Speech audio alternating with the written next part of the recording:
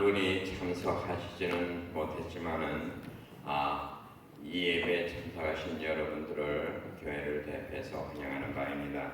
아마 연로하시기 때문에 밤운전이 힘들어서 교회에 오고 싶어도 오지 못하시는 분이 아니라 많은 것 같습니다. 그분들에게도 같은 은혜가 내려지시기를 바라겠습니다. 첫 찬미 225장을 부르겠고 첫 찬미 후에 구자영 장로님께서 기도해 주시겠습니다.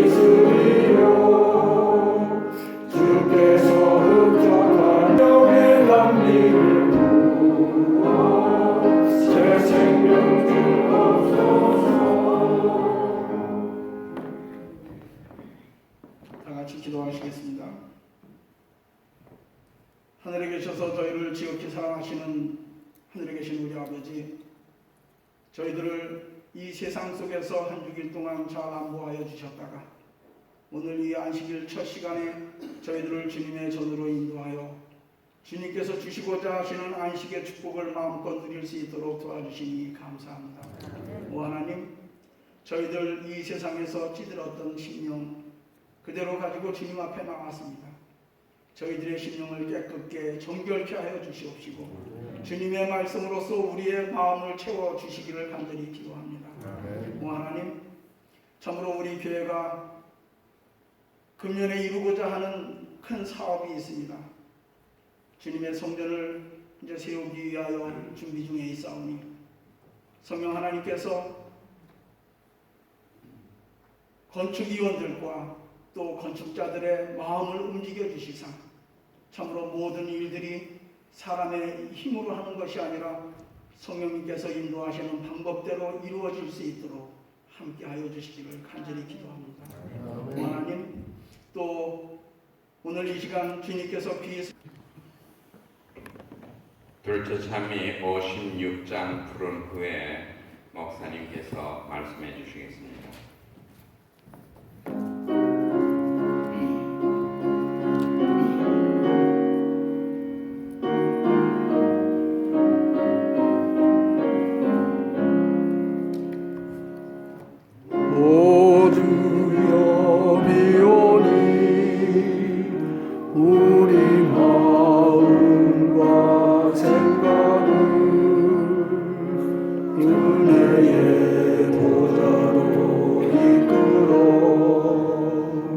주 얼굴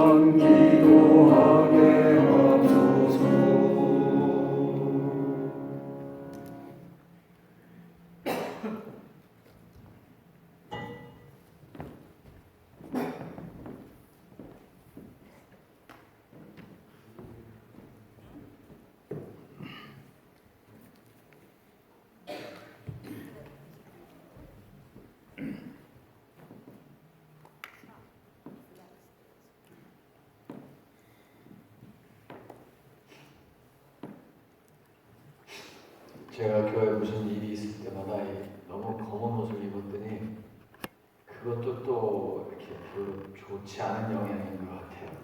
아이고 또 하셔서 검은색 비슷하게 뭐라도 무늬라도 하나 더 이렇게 달려 있는 거 입고 나옵니다. 근데 상이 하나 더 생겼습니다.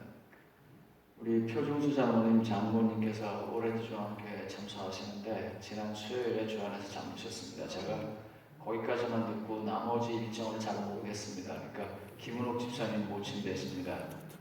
그래서 표 장모님 전화나 아니면 대면하실 때 위로해 주시면 고맙겠습니다. 95세로 주안에서 잠드신 것 같습니다. 목사님 조금만 조금만. 이쪽으로. 아니 뭐 컴퓨터 이쪽으로. 이쪽으로. 컴퓨터로. 감사합니다. 키가 작아서 죄송합니다. 이만큼 크면 좋을 텐데. 끝나봅니다. 제가 내 키 작다고 이렇게 할 정도면 이제 배째라 이러죠. 뭐. 금요일에 계속해서 왜 사십니까? 왜 살아가는가? 왜 삽니까? 묻는다면 하고 계속 지금 질문을 던지고 있습니다. 마태복음 10장 23절의 말씀을 근거로 해서 성도님들과 함께 우리가 왜 살아가야 하는지에 대해서 다시 한번 생각해 보겠습니다. 마태복음 10장 23절입니다. 이 동네에서 너희를 박해하거든 저 동네로 피하라. 내가 진실로 너희에게 이르노니 이스라엘의 모든 동네를 다 다니지 못하여 인자가 오리라. 뭐 이 말에 대해서 여러 가지 설명할 게 많고 또 왈가왈부할 수 있는 게 많이 있는데 그 나중에 하고 제 얘기부터 좀 시작하겠습니다. 제가 좀 힘든 게 있습니다. 그 힘든 것 중에 하나가 뭐냐면 방문 가서 찬미 부르는 게 참 어렵습니다. 성경에 또 찬미가 있는 찬미는 대개 교리에 관한 겁니다. 부활, 구원, 재림, 안식일, 치유 이 정도인데요. 집에 방문을 가보면 합격, 불합격, 결혼, 이혼, 이사, 개업, 변경 이게 굉장히 다양하게 많거든요. 그러니 지금 뭐 개업한다는 사람한테 부를 찬미가 뭐가 있겠습니까? 그래서 맨날 부르는 게 옛날 찬미 22장 복의 근원 강림하사 나의 갈 길 다 가도록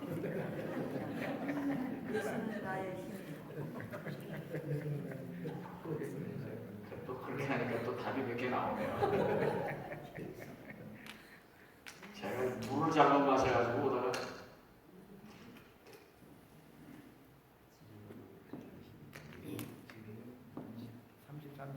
우리가 아마 복음성가를 부르는 이유가 그런 이유가 있을 거예요. 왜냐하면 복음성가는 현재 우리의 다양한 삶을 조금 더 대변을 합니다. 왜냐하면 이게 약간 뒤에 나온 거니까요. 그래서 그런 게 좀 있습니다. 지금 이 성경절도요 읽어보면 이 마을에서 저 마을까지 뭐 박해받다 도망간다 뭐 해서 생각할 게 많이 있는데 예수님이 이 말을 왜 하셨는지를 아신다면 그런 질문이나 그런 생각들을 안 하시게 될 겁니다. 오늘 설교의 목표는 두 가지입니다. 하나는 저 말에 진짜 뜻이 뭔지 아는 게 하나 있고요.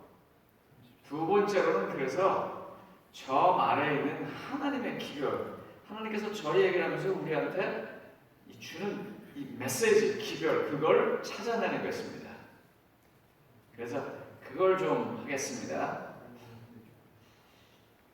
제가 왜 사는가라고 하고 설교를 준비하고 그러면서 제가 이 앞전에 있었던 똑같은 어려움이 있었습니다. 뭐냐면 성경의 얘기를 보면은요, 우리의 다양한 삶에 적용시킬 수 있을 만한 얘기가 많지 않습니다. 성경에 이사가는데 이쪽으로 갈까 저쪽으로 갈까 하는 거 아브라함과 롯의 얘기 하나 이외에 또 어디 있습니까? 또 어디 번뜩이면서 이중의 집사님이 무슨 말씀을 하실 것 같더라고. 또 내가 이 직업을 이걸 할까 저걸 할까 하는 것에 대해서 이해가 있습니까? 내가 이분하고 결혼해야 되나 저분하고 결혼해야 되나? 일상에서 벌어지고 있는 많은 일에 대해서 성경이 별로 말을 안 하고 있는 것 같아요. 그런데 특별히 왜 살아야 하는가에 대해서 성경에서 너는 그래서 살아야 돼 라고 말해주는 게 혹시 본인들 나름대로 가지고 계신 게 있으세요? 왜 살아야 하는가 하는 것에 대해서요.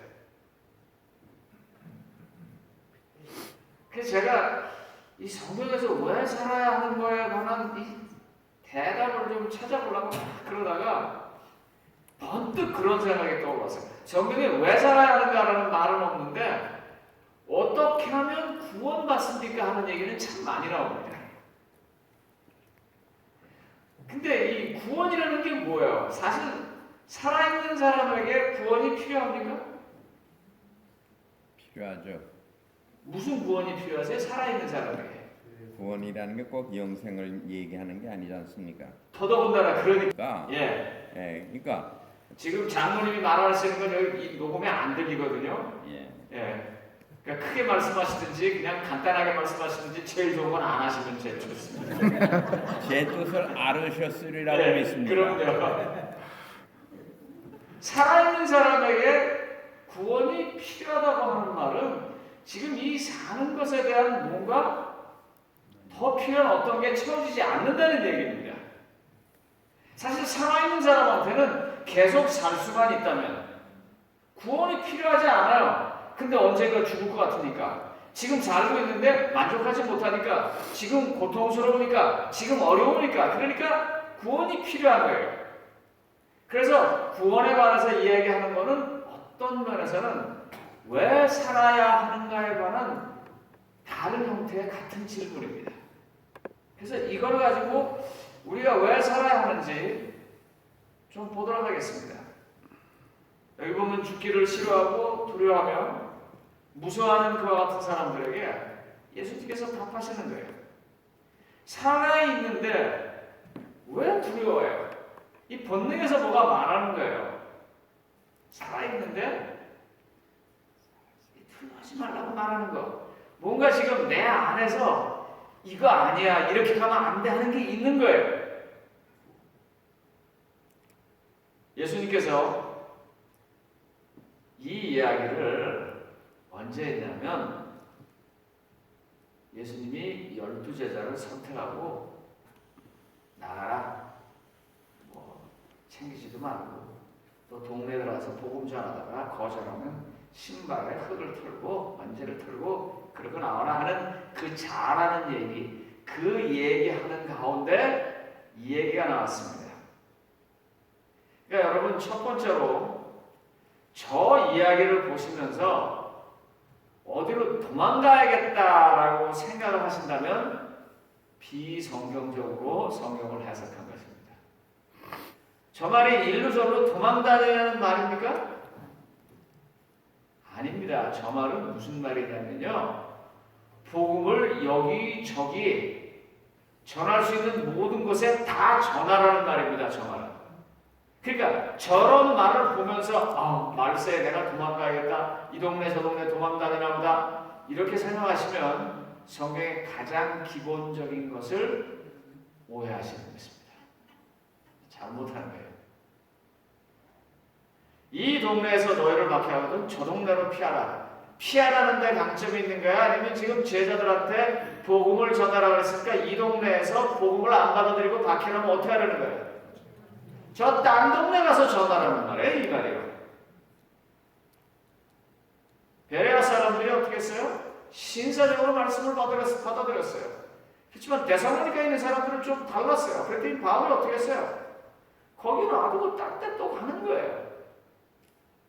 지금 저 성경 말씀은요, 말세에 무슨 환난과 핍박이 오니까 우리가 산으로 도망가고 뭐 하고 그런데 만약에 저 성경처를 사용한다면 그 사람은 성경의 가장 기본적인 것부터 잘 모르는 것입니다.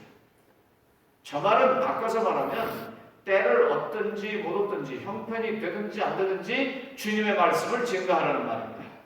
저 말이. 그렇게 성경을 해석하셔야 합니다. 이렇게 12제자가 나가서 전도하라고 말하면서 신발의 먼지를 털고 받아들이는 것에라도 열심히 받아들이도록 전도를 하고, 그러다 안 받아들이면 이 동네에서 저 동네로 끝까지 다니면서 전도하고 돌아오라는 얘기입니다.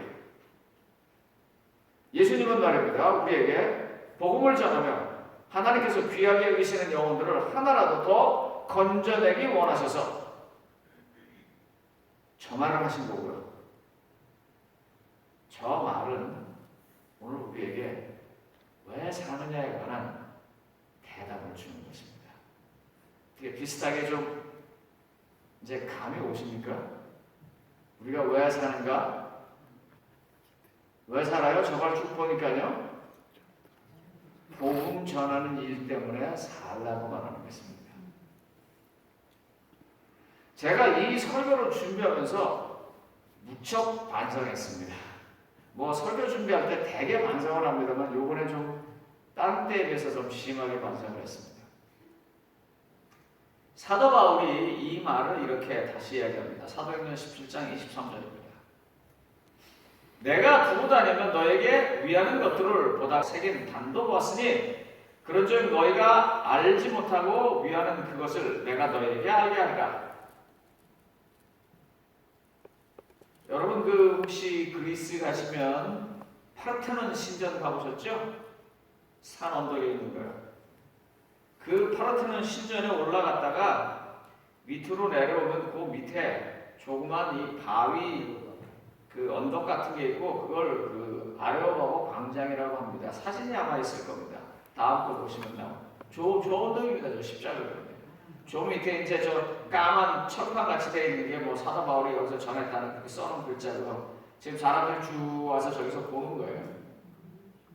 아마 사도 바울 당시에는 파르테논 신전뿐만 아니라 그 주변에 여러 신들이 있는데 그 당시에 그 인간적인 방법으로 진리를 찾고 싶었던 헬라의 철학자들이 물의 신, 바다의 신, 무슨 뭐 포세이돈서부터 시작해서 뭐 헤레나 뭐 많잖아요. 그 제우스부터 뭐 쭉 그런 신들을 쭉 해놓고도 인간이 우리의 최대한 내 머리를 다 굴려서 해도 여전히 언급하지 못한 신이 있을 수 있다 해서 알지 못하는 신이라고 하나 갖다 놓은 거예요. 그걸 보면서 사람이 여러 가지로 생각할 수 있습니다. 그걸 보면서. 근데 사도 바울이 어떻게 시작합니까? 이 사도행전 17장을 보면 너희들에게 참 좋은 계심이 많다. 다시 말하면 여러분들은 참 하나님을 찾고 합니다. 이렇게 시작합니다. 그러면서 그 중에 이 알지 못하는 신에 대해서 이야기를 해요. 저는 이 글을 읽으면서 제가 이 사도행전 17장을 쭉 읽으면서 이리저리 도망다니는 그 말처럼 이 동네에서 안 되면 저 동네 가는 그 말처럼 복음을 무엇이든지 건덕지만 잡히면 그걸 갖고 전하려고 하는 사도 바울의 모습을 보았습니다. 그리고 우리가 왜 사는가에 대한 답을 여기서 또 하는 것 같습니다. 복음을 전하려고 그렇게 하는 것입니다. 찐빵 만들어서 누구 나눠줄 때도 복음을 전하려고 하는 거예요. 전도자 한 장을 나눠줄 때, 어디 가서 이야기를 할 때, 기도할 때, 누구의 이름을 부를 때, 그때 다 복음 전을 위해서 하는 거예요. 제가 요즘 이런 기도를 해요. 제가 전번에 그 볼티모어에서 집회를 마치고 작년 가을에 그 한산호 집회를 마치고 나오려고 할 때 제 옆에 어떤 백인이 앉았어요. 아주 키가 굉장히 큰 친구인데 앉았다가 어떻게 서로 보고 웃어서 이야기를 하기 시작했어요.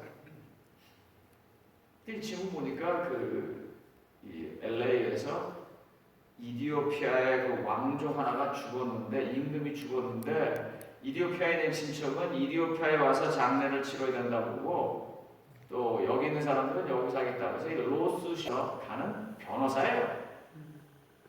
그래서 나한테 그걸 쭉 봐요. 읽어보라고. 근데 뭐 제가 그거 보면 알겠어요. 그래서 그냥 놔두라고. 그러다 얘기를 하다가 이분이 그러는 거예요. 저한테. 내가 너가 목사라 그러니까 하나 좀 묻겠다 그러면서 자기가 자식이 없대요. 자식을 갖지 못했는데 이것 때문에 아내한테 참 미안하다고. 너는 목회를 할 때 너희 교회에서 이런 케이스가 있을 때 어떻게 하냐요?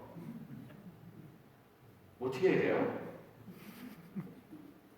그래서 제가 너가 참 이렇게 싱거운 대답이라고 생각할지 모르겠지만 우린 이렇게 시작한다.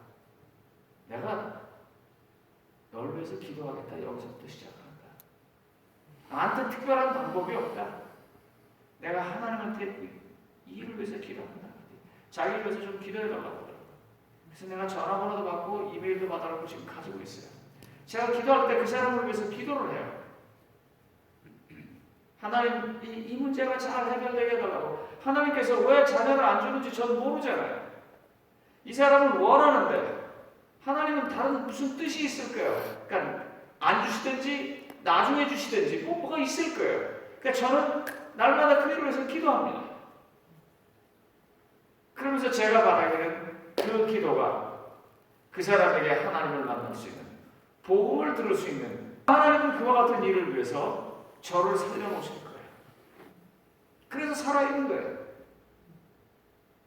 지금 이 사도 바울이 거기 가가지고 사실 그게 좋게 보면은요, 여러 신들이 있어서 참 나름대로 연구도 많이 하고 종교심도 있는 것 같지만 뒤집어서 한번 생각해 보자고요. 뒤집어서 생각하면 거기 있는 신들이 다 기분 나쁘겠어요? 안 나쁘겠어요? 만약에 그 신들이 존재한다면 이게 뭐냔 말이에요. 예? 마치 남편이 부인을 열어둔 것처럼 아니면 부인이 남편을 열어둔 것처럼 이게 지금 뭐냐고요. 그런데 그것도 모자라서 거기다 알지 못하는 신까지 적어놓은 그 사람들까지도 사도 바울의 눈에는 딱 한 가지로만 보이는 거예요.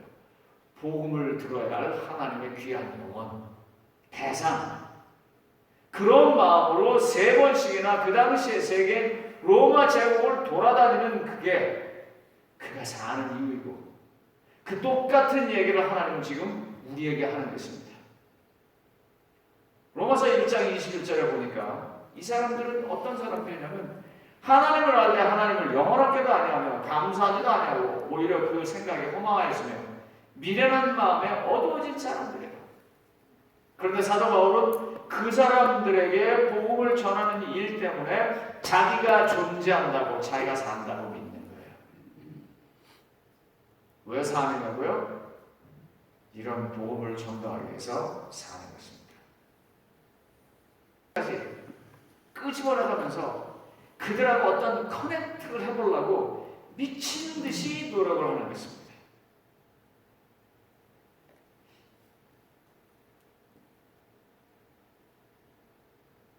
우리의 기준과 우리 다음 세대들의 기준과 우리 다음 세대들의 기준은 전혀 다릅니다.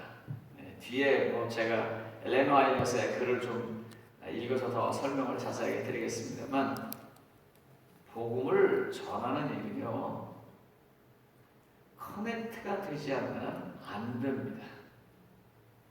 그 사람과 나 사이에 신뢰의 관계, 그 사람과 나 사이에 최소한의 어떤 일에 대해서 동의하는 관계가 없이는 되게 어렵습니다. 그러니까 사도 바울이 그걸 막 찾는 거예요.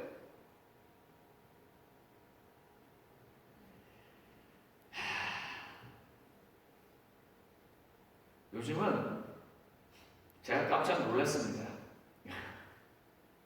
무슨 일이 있어서 보험회사 직원들을 제가 만나게 됐습니다. 근데 그 보험회사 직원이 저한테 이렇게 별로 제안할 게 없더라고요. 생명보험을 들라니까 너무 비싸고 그걸 젊었을 때 들어야 되는데 은퇴연금을 들라니까 그건 해봤자 별로 나오는 것도 없고 그래서 저 때문에 그 사람을 만났지만 내가 가만히 눈치를 보니까 그분이 저 목사님도 자기 고객으로 하나 삼아야겠는데 나한테 팔 게 별로 없는 것 같아요. 이제 그런 경험을 이렇게 하고 오면은 야, 내가 늙었는가 보다. 사실 마음은 아직 청춘이거든요. 물론 여러분보다 제가 조금 젊기는 합니다만, 그러면서 내가 생각을 해봐요. 저도 오래 살고 싶어요. 그냥 오래 사는 게 아니고 아주 젊게 내가 하고 싶은 것, 보고 싶은 것, 그런 거 다 보고 다 해보고, 그래서 아주 멋있게 살면서 오래 살고 싶어요. 안 그러세요, 여러분들은? 왜 거기서 웃으세요? 다 그렇죠? 네. 그런데 성경에 이제 여러분들이 오늘 설교에 이제 핵심으로 들어갑니다.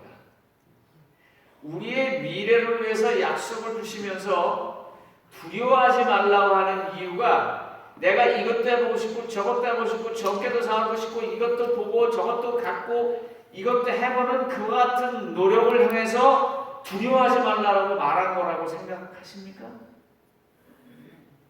절대로 아닙니다. 그런 일 하도록 하나님께서 놔두시고 야 그러니까 너 두려워하지 말고 해라. 경에 약속한 말은 그 말이 아닙니다. 마태복음 10장 오늘 본문에 해당되는 거 29절로 31절에 이런 말이 있습니다. 참새 두 마리가 한 아사론에 팔리지 않느냐. 그러나 너희 아버지께서 허락지 아니하시면 그 하나도 땅에 떨어지지 않기까지 다 세신바 되었나니 두려워하지 말라. 너희는 많은 참새보다 귀하다. 아이고 이 말을 믿으면서 말해요. 그냥 하나님께서 나를 돌봐주신다 그랬고 막 그냥 무리하게 그냥 뭘 하고 돈도 막 쓰고 아무거나 막 먹고 일한다고 잠도 안 자고 하나님께서 다 모신다고 그랬다고 그렇게 할 사람은 아무도 없을 거예요. 이 말의 뜻이 뭐냐면요, 여기 마태복음 10장에 있는 이 말이요, 전도하러 다닐 때 여기서 박해가 있어서 절로 피해 다닐 때 먼지에 발을 털고 나와야 하는 그와 같은 상황, 그럴 때 두려워하지 말라는 말이에요. 그러니까 성경에서 두려워하지 말라는 말은 그냥 아무 짓이나 하고 그냥 하나님의 자녀니까 두려워하지 말라는 말이 아니고 하나님의 뜻을 행하는 때 그 뜻 행하는 사람을 향해서 오는 협박이나 위협이나 공격 앞에서 두려워하지 말라는 것입니다.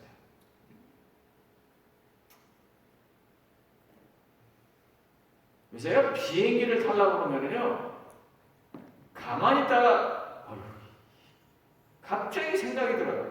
여러분들은 안 드세요? 대한항공을 타면 북한 애들이 어떻게 할 것 같고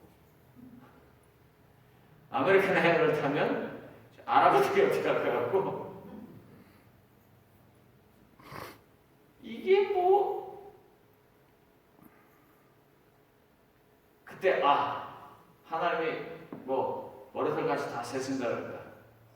좋습니다. 그런 믿음을 갖는 건 좋지만 진짜 하나님께서 주시는 기별은 그대가 여러분이 우리가 복음을 전하기 위해서 여기저기 다니면서 때로 박해를 받아서 피할 때, 때로 먼지를 털고 나와야 할 때, 때로 거부를 당할 때, 그때 하나님께서 다 보고 지켜주신다는 말인 것입니다. 그러니까 이 배경을 알아야 말의 진짜 의미를 아는 것입니다. 지난번 설교한 거 여러분들은 다 잊어버리셨어도 아마 제가 기억하기로는 한 가지만 기억하실 것입니다. 내가 당신한테 늘 하는 말이 뭐라고? 돌았어. 아니 그거 말고 다른 말 있잖아. 미쳤어? 그거 다 기억나시죠? 하나님께서 우리에게 가장 많이 하는 말은요, 사랑한다는 말입니다. 그런데 우리가 그 기별을 잘 못 알아들어요. 하나님께서 우리에게 생명을 주셨습니다. 그러면서 주는 기별이 바로 뭐예요? 살아있는 동안 내가 머리털까지 다 센 것처럼 참새도 마음대로 떨어지게 안 하는 것처럼 다 지켜줄 테니까 12제자 내보내서 전도하는 것처럼 복음을 전하는 일을 하면서 살라는 것입니다. 왜 사냐고요? 바로 그렇게 복음 전하고 사는 것입니다. 성도님 여러분. 그러면 12제자들이 나갔을 때 왜 전도할 때 이렇게 힘들었을까요? 사실 미국에서는 그래도 전도하기가 좀 가장 기본적인 인권이 잘 보장되어 있는 나라니까요.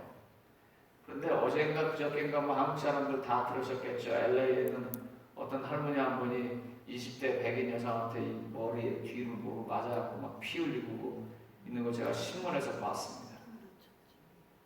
그래놓고 뭐 와이파워는 위대하다 뭐 그렇게 떠들었다는데, 예수님 당시에 예수님의 기별의 핵심은 자기가 하나님의 아들이라는 것입니다. 그리고 자기를 하나님이 보내셨다는 거예요. 그런데 그 당시에 지도자들에게는 하나님이 누구한테 말씀을 줬어요? 하나님이 누구를 보냈어요? 그 사람들은 자기라고 믿어요. 제사장이고 서기관이고 바리새인이야말로 하나님의 대리자이고 하나님이 보낸 사람이라고 믿어요. 근데 예수님이 와서 그랬어요. 그랬더니 무슨 일이 벌어졌는지 아세요? 요한복음 10장 32절과 33절입니다. 요한복음 10장 32절과 33절. 예수께서 대답하시되 내가 아버지로 말미암아 여러 가지 선한 일로 너에게 보였거늘 그 중에 어떤 일로 나를 돌로 치려 하느냐? 유대인들이 대답하되 선한 일로 말미암아 우리가 너를 돌로 치는 것이 아니라 신성모독으로 인하미니 내가 사람이 되어 뭐요? 자칭 하나님이라 합니다. 그러니까 예수님의 제자들도 나가면 지금 어떻게 되는 거예요? 신성모독을 하는 거예요. 그래 돌멩이가 안 날라고 했어요. 그 당시에 신성모독하면 돌로 쳐 죽이는 거거든요. 상관없는 일이거든요. 그런데 예수님께서 참새가 떨어지는 것도 내가 다 허락해야 떨어진다. 너희에 대해서 내가 머리카락까지 다 셀 만큼 알고 있다. 걱정하지 말라라고 말한 것은 젖대 쓴 말인 것입니다. 물론 하나님께서 우리 잘 지켜주십니다. 우리가 운전할 때, 밥 먹을 때, 잠잘 때, 걸어갈 때, 숨 쉴 때, 인간관계할 때 잘 지켜주십니다. 제가 오늘 한 어르신을 병실을 방문 갔습니다. 방문을 갔더니 들어가려고 하는데 간호사가 오르르 막아요. 그래서 딱 쓰니까 장갑 끼고 마스크 하고 옷 입으래요. 옷 입고 들어갔어요. 그래서 이제 들어가서 뭐라고 얘기하다가 제가 물어봤어요. 왜 이러냐? 그 병원에서 뭐라고 말하냐면 그분이 가지고 있는 어떤 병은 타치로 옮겨진대요. 타치로 옮겨지는데 좋을 땐 괜찮답니다. 아무 일 없이 괜찮대요. 그러다가 내 몸이 약해져서 면역이 떨어지면 그때부터 나타나는데 항생제로 죽일 수가 없대요. 그게 조심하라 이거예요, 간호사가. 그러면서 하는 말이 제가 그 다음 말에 아주 충격을 엄청 크게 받았습니다. 양로병원이라고요. 솔직히 말해서요, 양로병원에 그런 게 여기저기 있는 게 아니고요. 여기에 그런 게 여기저기 있습니다. 생각해보세요. 우리가 손 열심히 씻습니다. 어디 가서 갔다 오면 씻고 하지만 이건 안 씻잖아요. 근데 여기다 대고 말하죠. 손으로 문자 보내죠. 뭐하죠. 아마 여기 세금 덩어리일 거예요. 이래요. 그냥 모르긴 몰라도. 아마 핸들이 세금 덩어리일 겁니다. 우리가 만지는 자동차 핸들이. 그런데 아직까지 살아있는 건 뭐예요?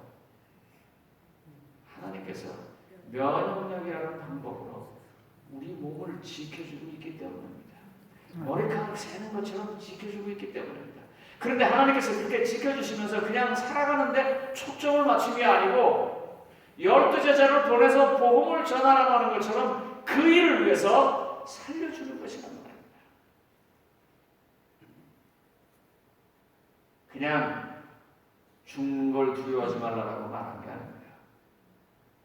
복음을 전하는 일과 아무 상관없이 제멋대로 욕심을 채우고 살면서 이 성경절이 자기에게 적용될 것이라고, 하나님은 내 머리털도 다 셀 것이라고, 그러니까 하나님은 나를 지켜주실 것이라고 믿으면 하나님이 귀엽게는 보실 것입니다.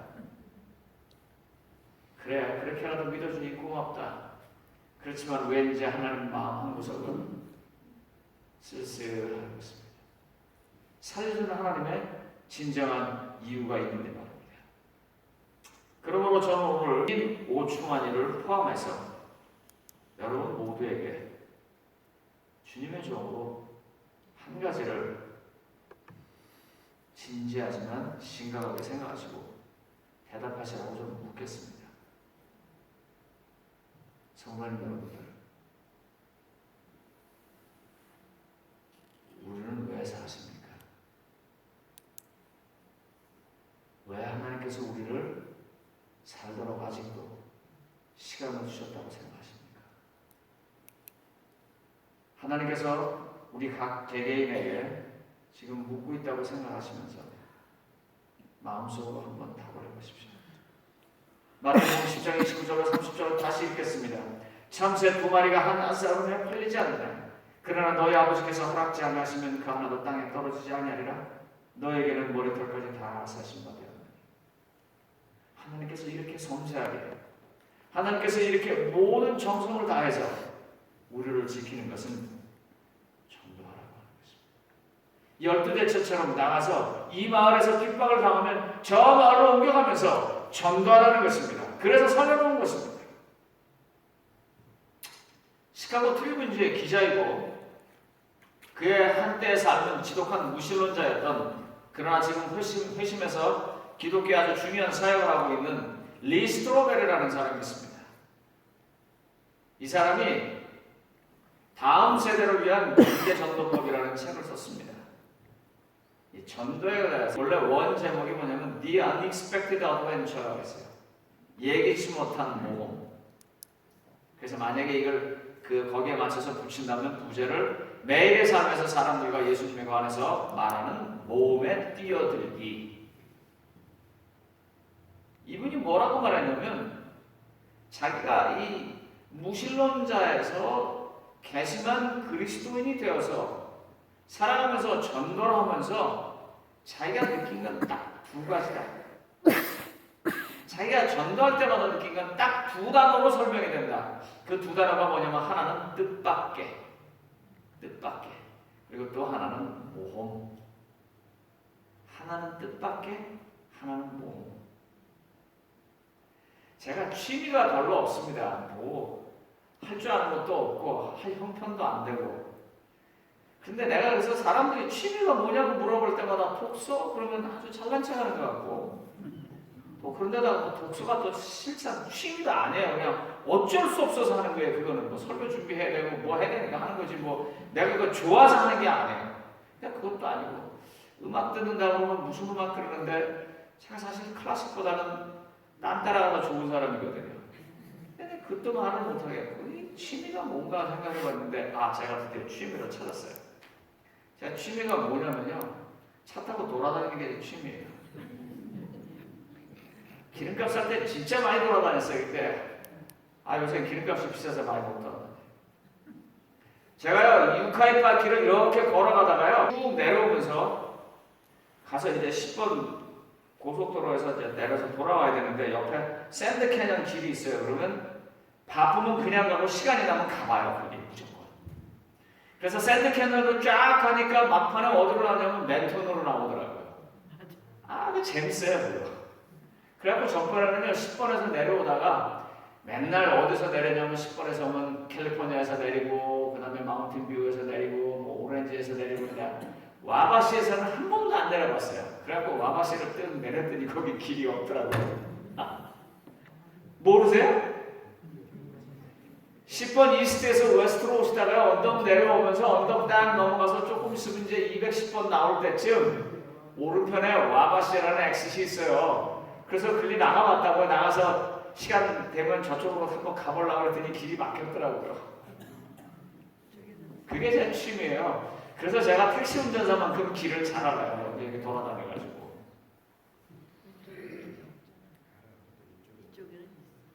이쪽은 있어요. 근데 저쪽이 없어요. 전도는 말입니다. 가보지 않은 길을 가는 것 같은 뜻밖의 모험입니다. 그러니까 두렵기도 하고 어렵기도 하지만 예기치 못한 기쁨과 특권이 많이 있습니다. 한번 생각해보세요. 하나님께서 우리를 위해서 자기 아들도 죽게 하시고 십자가에서 그 고통에 죽게 하셨는데 전도하는 게 싫어서 하나님은 안 하고 니들이 하라 그렇게 시켰을 거라고 생각하십니까? 예? 하나님 하실 수도 있는데 저건 나 저거 하기 싫어. 그러니까 그건 니네들이 해라. 내가 니네들 구원해줬고 믿기만 하면 구원한다고 했는데 그 정도는 해야 되는 거 아니야? 이러셨을까요? 저 아니라고 생각해요. 하나님이 우리한테 뭐라도 준 거는 그건 다 좋은 겁니다. 그건 뭐냐면 전도를 통해서 뜻밖의 어떤 예기치 못하는 어떤 위대한 깨달음이나 아니면 보는 게 있는 것입니다.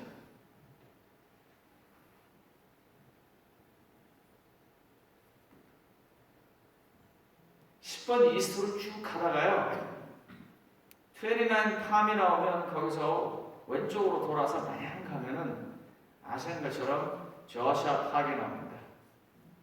그럼 또 조시아 팍에 가가지고요 거기만 돌지 않고 저쪽 반대로 가가지고 한 바퀴 뺑 돌아서 한 1시간 반 정도 운전해서 가면 그냥 아무것도 없는 사막이 나와요. 거기 갈 때 너무 좋아요. 차라는 달랑 저 혼자고 언제 한번 같이 가시겠다고 제가 모시고 오겠습니다. 그래서 차를 세워놓고 가만히 있잖아요. 가만히 있으면은요 별게 다 나와요. 사막이 그게 잘 안 나와요. 광야가. 여기 사도행전 10장 47절로 48절을 보면 베드로가 아름다운 광야를 보듯이 전도하다가 벌어진 일입니다. 그리고 이 부분은 내일 여러분들이 교과 공부에서 나오는 부분입니다. 사도행전 10장 47절로 48절입니다. 이에 베드로가 이르되 이 사람들이 우리와 같이 성령을 받았으니 누가 능히요 그리스도 이름으로 침례를 베풀하니라. 그들이 베드로에게 며칠 더 머무르기를 청하리라. 여기 보면 업사이드 다운된 장면이 나옵니다. 여태까지는 어떻게 했어요? 침례 받은 사람들에게 성령이 내렸어요. 그런데 전도를 하다 보니까 하나님의 성령이 침례도 받지 않은 사람에게 먼저 성령을 주시고 그 다음에 침례 받게 하는 일을 해요. 얼마나 멋있어요 여러분. 이런 경험들을 여러분들이 보시게 됩니다. 전도하려고 매달리고 전도하려고 같이 기도하다가 보니까 그 사람이 도저히 해결할 수 없는 문제가 해결되는 것을 보는 것입니다.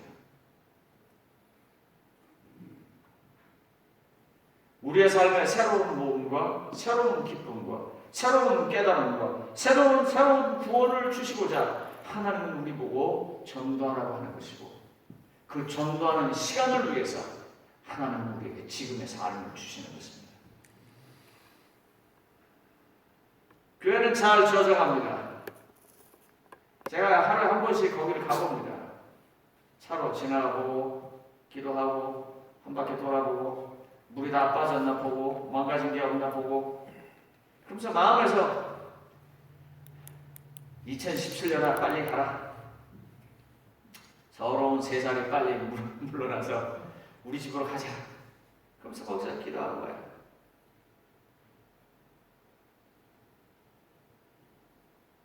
그 큰 교회를 하나님께서 우리가 살아서 들어가게 하는 이유는 채우라고, 채우기 위해서 전도하라고. 그 대답에 동의하셔야 돼요. 그 대답에 순종하셔야 합니다. 제가 이 설교를 준비하면서 좀 생각해봤어요. 내가 전도했던 사람들한테 어떤 경험을 겪었나 그랬더니 제가 결혼해가지고 처음 어떤 사람한테 성경 공부를 가르쳤습니다. 성경 공부를 가르치다 보니까 그 사람이 조그만 장사를 해요. 그래서 제가 그걸 좀 도와주기도 하고 또 나도 거기서 좀 이득을 얻어볼까 했습니다. 근데 그분이 제 돈을 갖고 도망가 버렸어요.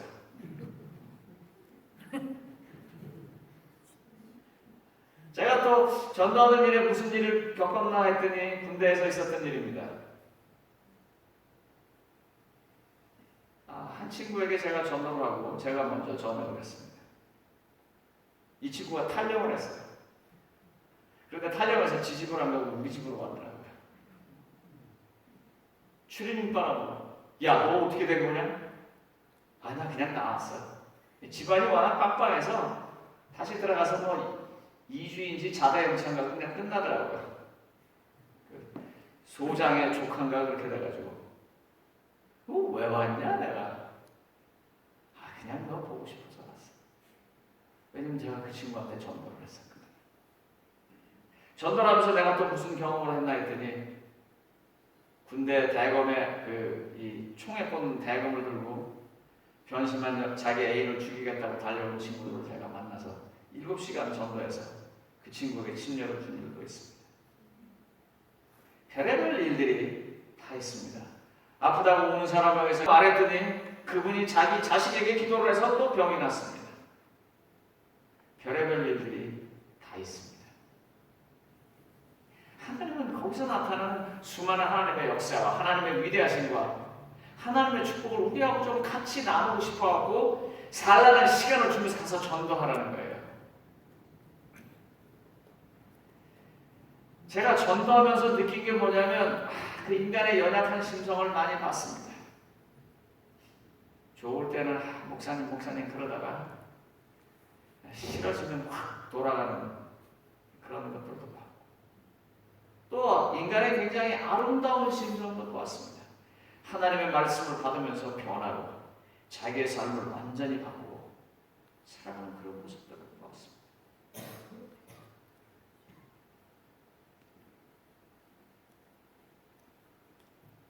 하나님은 그런 걸 같이 나누고 싶어 하십니다.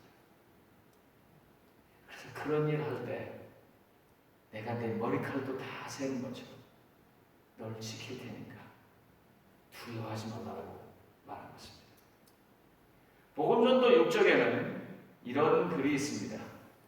그리스도께 본질인 복음전도는 최후의 심판을 기다리는 세상을 향해 하나님의 마지막 경고를 전하려는 부르심을 입은 사람들에게 주어진 가장 중요한 과업이다. 전도가 뭐라고요? 우리들에게 가장 중요한 과업이다. 곰곰이 생각해보면요, 하나님께서 저를 하나님을 잘 안 믿는 누구 때문에 살려주신 것 같다라는 생각할 때가 제가 되게 많아요. 복음전도 200쪽에 다시 이렇게 얘기합니다. 기회가 있거든 먼저 합의할 수 있는 교리를 이야기하고 실제적인 믿음을 소유할 필요성을 강조하라. 여러분 이 말이 무슨 말인지 생각하십니까? 기회가 있거든 먼저 합의할 수 있는 교리를 이야기하고 실제적인 믿음에 소유할 필요성을 강조하라. 이 말 앞에요. 이 말이 있어요. 제가 이걸 강조하려고 일부러 앞뒤로 바꿔놨어요. 200쪽 이거 바로 앞에 이런 말이 있습니다. 그 다음 쪽입니다.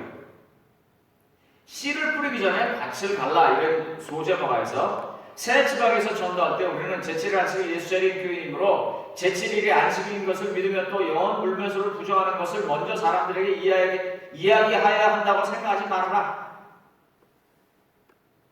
무슨 말인지 아시겠죠? 그 사람들과 먼저 합의할 수 있는 것, 이건 같지 않습니까? 하고 이야기할 수 있는 것, 그런 것들을 먼저 이야기하고 복음을 전하라고. 교회중은 9번 30쪽에 이런 말씀이 있습니다. 하나님께서는 현대 진리를 배운 모든 사람들이 개인적인 봉사를 하기를 기대하고 계신다. 그러니까 쉽게 말하면 하나님께서는 제7일 안식일 예수자리인 교인들에게 모두 다 개인적인 봉사를 기대하고 계신단 말입니다. 그런데 모든 사람들이 다 선교사로서 외국에 갈 수는 없으나 자기의 가족과 이웃들을 위해서 전도하는 가정의 선교사는 될 수 있다.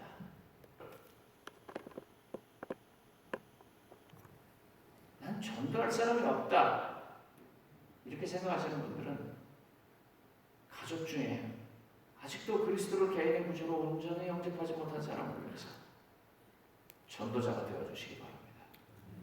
그를 위해서 기도하고 그에게 말씀을 나눌 수 있는 시간들을 만들고 그가 일리 피하면 저쪽으로 쫓아가고 절로 피하면 이쪽에서 길 앞을 막아가면서 열심히 전도하실 때 하나님은 머리칼 세는 것처럼 다 알고 다 지켜주시고 보살펴 주신다는 것입니다.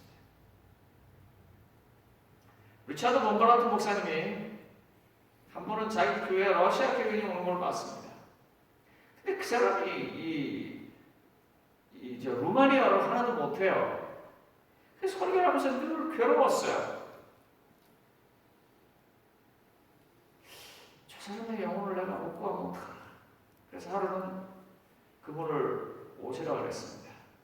오시라 그래가지고 옆에다 이제 통역을 대동하고 내가 러시아로 선교할 때 알아듣느냐 못 알아듣는데요. 근데 왜 있느냐? 그랬더니 그분이 하면서 이렇게 말합니다. 아볼로는 물 주었고 사도 바울은 씨를 뿌렸는데 자라게 하는 건 하나님이다. 하나님께서 나를 지키고 자라게 하시니까 걱정하지 마. 위대한 것을 또 한 번 보고 있습니다. 전도하면서. 제가 다시 진지하게 여러분들에게 여쭤보겠습니다. 이 질문은 저도 포함되어 있는 것입니다. 여기서 우리라고 말할 때 저도 포함해서 다시 한번 여쭤보겠습니다. 하나님께서 우리를 살려주셨어요.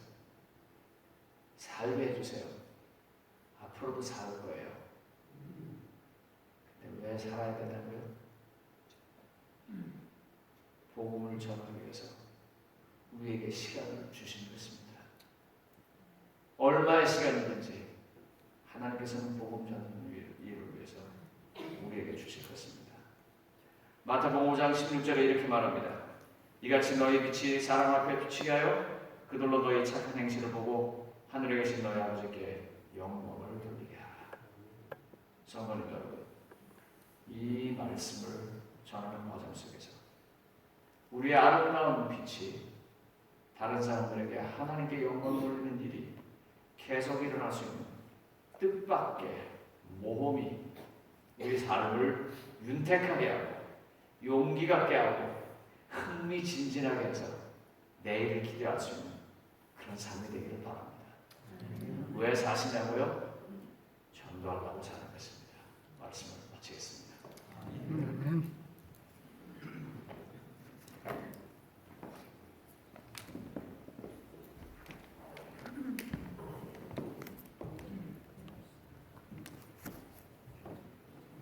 이 장 다 같이 듣도록 하고 그 후에 목사님께서 마지막 기도해 주시겠습니다.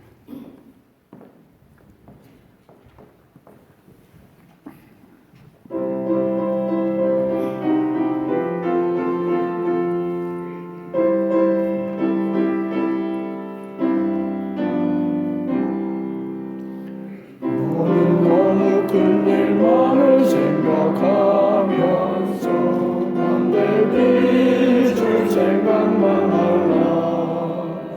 너의 곁에 언제든지 할 일이 있으니 너희 있는 데서 비추라. 너희 있는 데서 비추라. 너희 있는 데서 비추라. 죄에 빠진 자를 인도하기 위하여 너희 있는 데서 비추라. 올려드린 검은 구름 흩어날리고 맡은 일에 열심내어라. 고난 영원 찬송으로 이어가느냐. 너희 있는 데서 비추라. 너희 있는 데서 비추라. 비추라. 죄에 빠진 자를 인도하기 위하여 너희 있는 데서 비추라. 쓸 곳을 힘써 찾아서 멀려부터 나가이 하라. 손에 가진 생명떡을 나눠 먹이며 너희 있는 데서 비추라. 너희 있는 데서 비추라. 너희 있는 데서 비추라. 죄에 빠진 자를 인도하기 위하여 너희 있는 데서 비추라.